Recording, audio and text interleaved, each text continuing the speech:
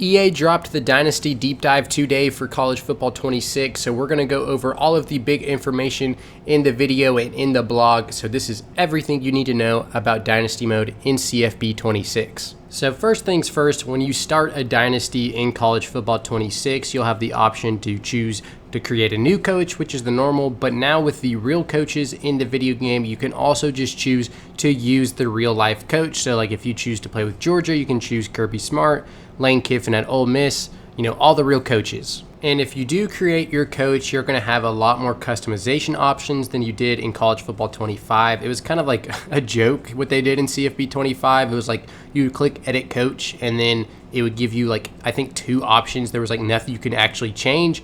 But now, as you can see from this picture, there's a shirt and tie, there's a quarter zip, there's a polo. I mean, this guy's wearing a sleeveless shirt, so there's a ton of options. You can see in this picture, this guy's wearing a hoodie with a jacket on top of it. And then you can see all the things you can edit there on the left. Obviously, there's the first and last name, the playbooks, but there's also demeanor and stance. So there's a few different things here that are new that'll be kind of interesting just to give, your coach some personality. They have increased the max coach level to 100 from 50. A ton of people complained about this in College Football 25 because they would max out their coach level at 50 very quickly and very, fast. And then it was kind of like, what am I even playing for now? They've completely doubled it. So now it's to 100. And it sounds like it's also going to be maybe harder to level up as fast as well. They've changed the progression system for coach abilities in College Football 26. So when you first create your coach, you choose from recruiter, motivator, and tactician. We all know this.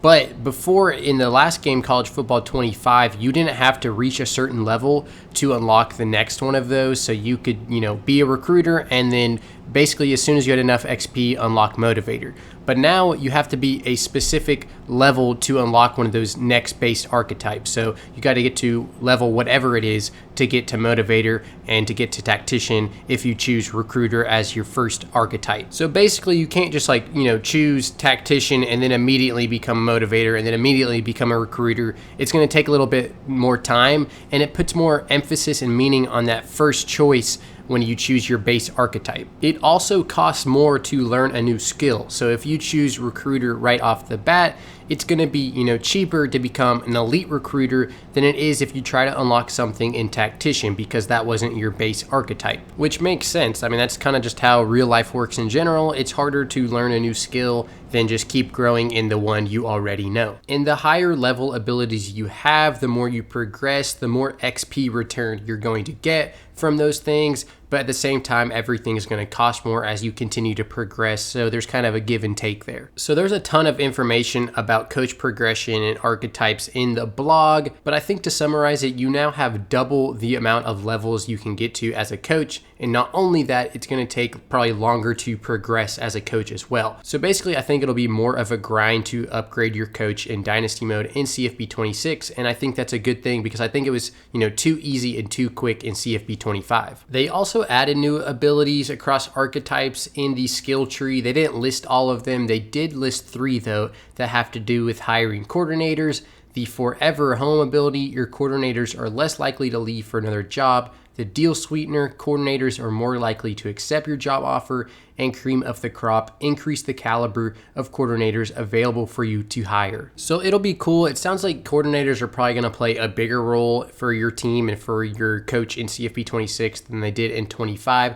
And that's going to be also super cool because there's real coaches. So you can actually go poach a real life coordinator in this game. And they said the game will now alert you when a coach has, accepted an offer or if they are taking an offer elsewhere, which is very nice because that was not in College Football 25. You had to actually go to your coordinator screen every single time to make sure your coordinators hadn't left. But now you'll know because the game will inform you if, a coach accepted your offer or if a coach is leaving your program. They said they also rebalanced the coach carousel, so it's just going to make more sense. So top tier coaches are going to get really good offers and, the lower coaches might get, a little bit of a promotion or, whatever. It's going to make more sense and be more realistic because I know in College Football 25, it was I would win 4 straight national championships and then Coastal Carolina is offering me the head coaching job. That would never happen. I mean, I guess they would want me, but there would be no reason for them to offer me. Moving on, Trophy Room is back. They posted a picture the other day actually of Trophy Room, and it looked really good. You can see it now on your screen. It's got like a retro classy vibe looking to it. It's really, really good looking. And this will just show you all the trophies you've won across basically all the game modes: Dynasty, Road to Glory, Road to the College Football Playoff, the rivalry trophies. So you can go back and see what you won and what you haven't won, and you can try to collect all of them. It's a cool little feature. They've also made changes to the transfer portal. They're making it hopefully a lot better, because in College Football 25, there were like basically no 5 stars in there, and not even that many 4 stars. And the longer you played, the less you used it basically. It just wasn't really a factor. Maybe grab a couple guys, but that's it. Whereas in real life, some programs straight up just build their team through the transfer portal. So it says in the blog that over 2,000 players are going to enter the portal every single year. And I think they said it in the video, it'd be 2,000 to 3,500 players in the portal every year. So that's a lot, obviously. And there will be more 4 and 5 stars to go after this go around. And the players are going to be graded differently this time as well. It says, as a part of this rebalance, we have also changed how we assign star ratings to transfer prospects. In College Football 25, players were assigned their star rating based on their overall. Now, star rating is more heavily influenced by a player's position and class year. For example, an 85 overall freshman quarterback will be scored higher than 85 overall senior guard. This makes sense because a transfer that is coming in as a freshman or sophomore and is the same overall should be, a higher star rating than one that is a junior or senior that has less playing time available. And then it sounds like the position also has something to do with their star rating, with, how important the position is.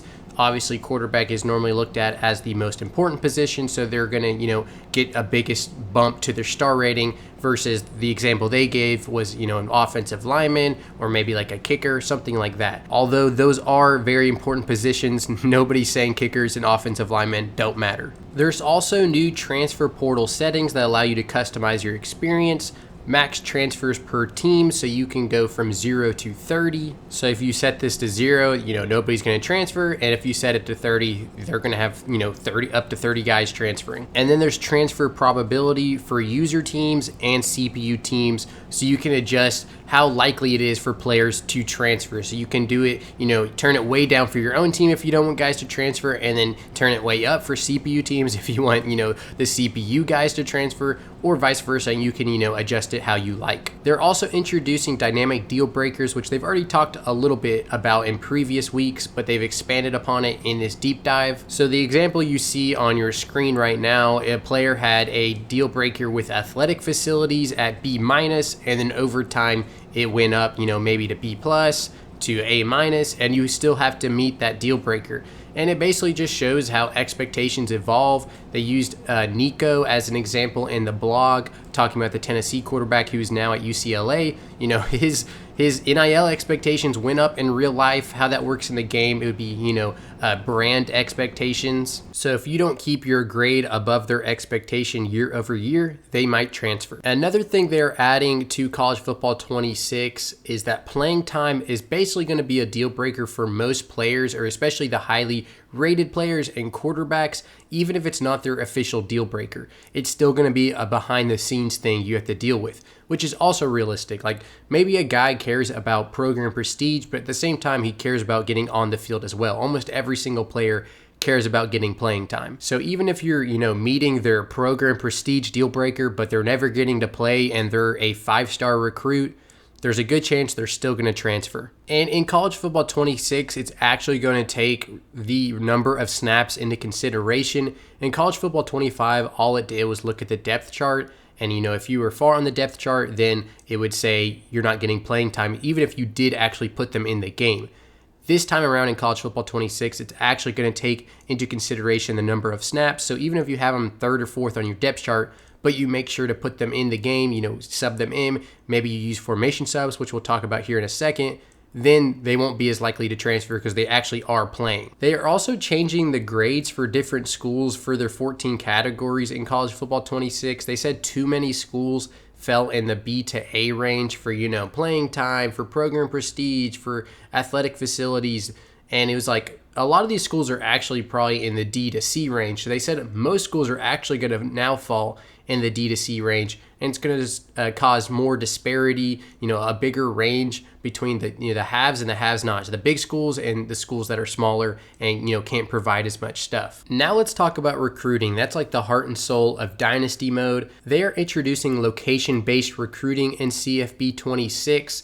So it's not going to just be the standard 40 hours to schedule a visit with a recruit like it was in CFB 25. It's going to vary based on how far a player has to travel, which makes sense because if a player has to travel far, it's going to take more real life hours. And what it does in this game, it forces the smaller schools with less hours to spend to recruit locally. You're going to have to recruit, in the state or the surrounding states and the players that live there. You're not going to be able to be, a school in Tennessee and get players from California, assuming you're a small school, because you're not going to have enough hours. It might cost 80 hours to schedule that visit instead of the 40. But as you get more hours, or if you just, take a job at a bigger school, then you could start recruiting further away because you have the hours to spend. Another thing they are adding to recruiting are recruiting battles. So recruiting battles take place when there's two schools coming down to the wire to get a recruit, and it says now when one school reaches the commitment threshold and another is right behind them, a recruiting battle will be triggered. The recruit won't commit right away, and instead they will set a new higher commitment threshold, giving both schools a short window to make the one final push. It's not a long extension, just enough to create space for a true head-to-head finish. From that point on, it becomes a race. Whichever school reaches the new commitment threshold first secures the commitment. So I think this will be a great addition to the game. Last year, it felt like, I would be in the lead for a recruit, and then it would kind of come down to the wire, and I would randomly get jumped, and they wouldn't really tell me why.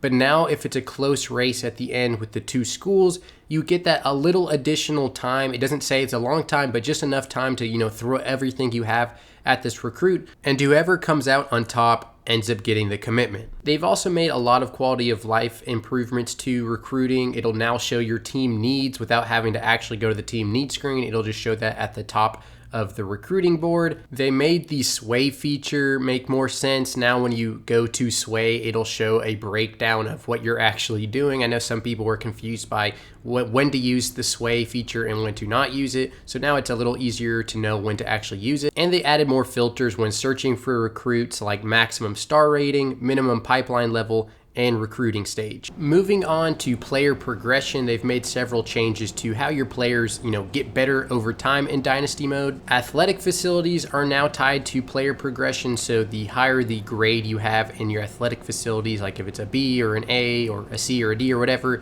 then the better or the worse they will progress over time. So a higher rating obviously leads to better player progression, which makes sense. The better facilities in general, you're going to be able to work out more and get better. But they also said it's tied to physical progression, so you will see players, put on muscle, gain weight over the years they are at your school. Players can now upgrade a development trait. So before, the development traits were normal, star, impact, and elite, I believe. And those were just the way they were. You couldn't change them. If you were normal, you were staying normal. If you were elite, you were staying elite.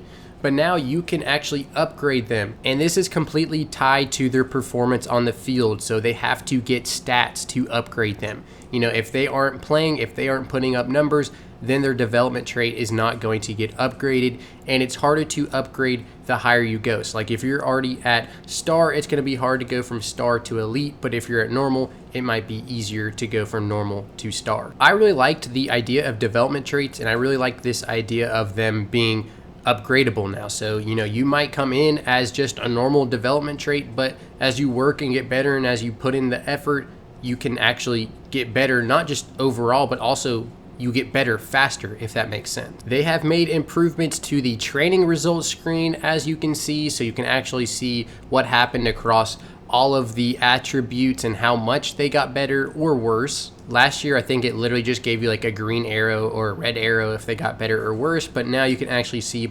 specifically what happened. Player progression can now also be manual if you turn on the setting that allows you to manually do it. So if you do turn on the manual progression setting, then players will not upgrade automatically. You will have to manually go upgrade them. That sounds tedious, but you can just do it for specific players. You can automatically upgrade like most of them, and if there's like 2 or 3 guys, or maybe you want to manually upgrade your quarterback, you can do that. So the players still have to, play and get those points, but then you can go spend the points to upgrade them in the areas you want to do so, which I think is a great addition. I love that it's something you can turn off or on. Every single time they add something like a new feature like this, I think having the option to turn it off or on is huge, because that just gives us customization of how we like to play the game. Now this next thing right here, you can see in the bottom left of the screen, there's a season and career health bar for each player. And I actually talked about this in one of my videos a few weeks ago. This is new obviously for College Football 26, and it has to tie in and has to do with wear and tear. So I think if I'm understanding this correctly, the bar determines how much wear and tear a player can use. Or maybe a better way to say it or look at it is how much wear and tear they can recover from. So as they recover from wear and tear, that bar is going to go down. It'll go up and down, like it'll go down as they replenish this bar and as they, rest and recover. But if that bar goes all the way down to 0, all the way to the left side, they can no longer recover from wear and tear for the season if the season bar goes all the way to the left. And that'll obviously start affecting their attributes. You can see here that Cedric Alexander, he's -7 break tackle, -7 change of direction. So you want to keep your players healthy. But there's a lot of substitution settings that they are adding to College Football 26 to help manage this. We talked about it in the gameplay deep dive. There's the keep fresh, the normal grinded out settings, the custom settings where you can change how frequently your players are being substituted. There's also formation subs, which we've talked about a good bit, but now you can put specific players in specific formations from the team menu setting, and that'll take effect in the game. So if you're in a specific formation, that specific player you put in whatever position it is, quarterback, running back, wide receiver, even offensive lineman, I'm assuming, on the defensive side of the ball as well, then that player will be in, and it helps keep your players fresh and helps you utilize players in specific ways. If there's a player you want in a specific package because he's a power back or he's super fast or whatever, you can do that now. They added a CFB history tab that shows you, previous national championship winners, previous Heisman winners, conference winners,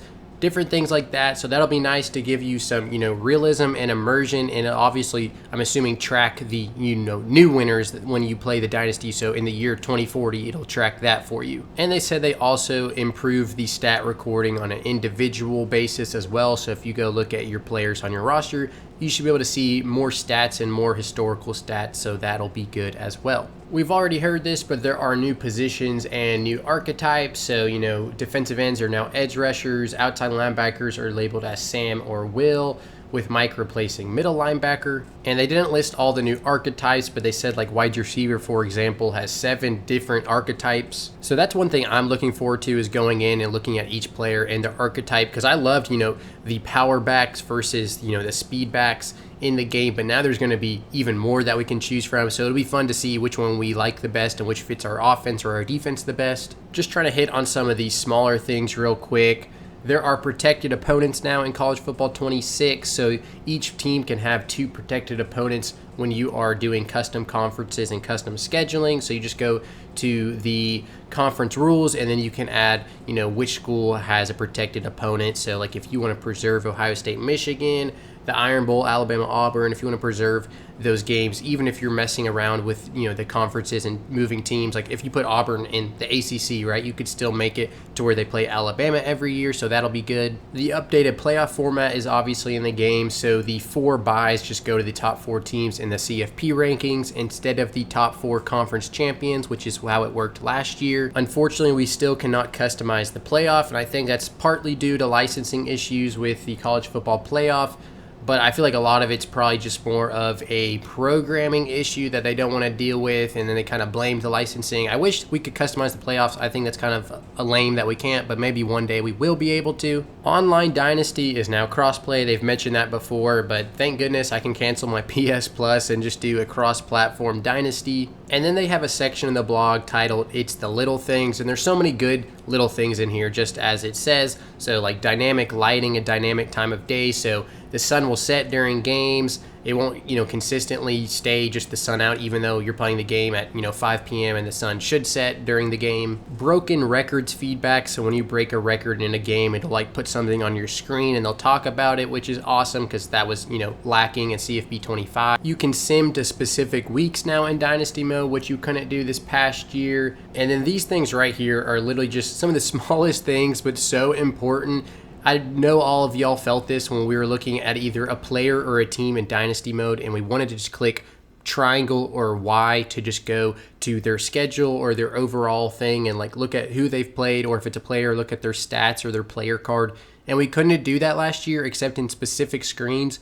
But now on basically every screen, it sounds like if you're looking at a player or you're looking at a team, you can click Y or triangle and pull up more information about them. So the last thing I want to mention is Team Builder. It sounds like it is no longer considered a beta. Team Builder is just Team Builder now. So hopefully there's no more massive issues with it, right? Like, okay, they got away with it this past year because it was considered a beta. Now it is not. So everything should be working. They said it's 2 times faster, which honestly, it might need to be even more than that because sometimes last year it was just super slow. I didn't even try to use it after a while because it was so brutal.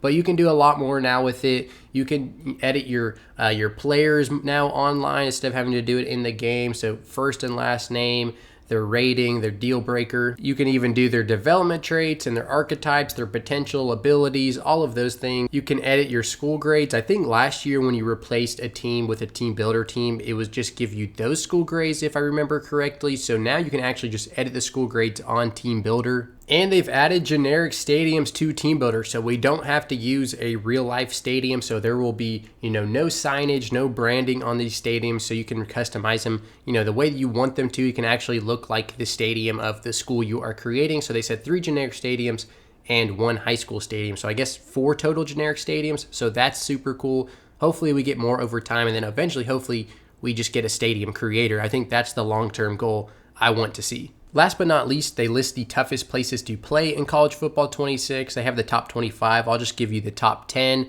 Tiger Stadium, LSU, Beaver Stadium, Penn State, Ohio Stadium, Ohio State, Sanford Stadium, Georgia, Bryant-Denny, Alabama, Memorial Stadium, Clemson, Ben Hill Griffith, Florida, Gaylord Family, Oklahoma Memorial Stadium, Oklahoma, Autzen Stadium, Oregon, Michigan Stadium, Michigan. So that is the top 10. The next deep dive is Road to Glory. They haven't told us when it's going to be yet, but the next one is Road to Glory. I'm interested in that to see what updates they made to the game mode. There are so many good improvements here. That's why this video is like over 20 minutes long. And I said it before, and I think I'm going to keep saying it. This is my take. College Football 25 was the foundation. It was the building block. And now these next few games, I think, will be some of the best college football games we have. 26, 27, 28. At some point, it'll hit, the corporate EA wall and go downhill. But I think these next few years are going to be really, really good college football video games. I think I hit on all the big stuff. Thank you for watching. Leave a like if you enjoyed. Follow me on all socials at TubbyCFB, and then subscribe here if you're enjoying the content. I'm going to continue updating you about college football 26.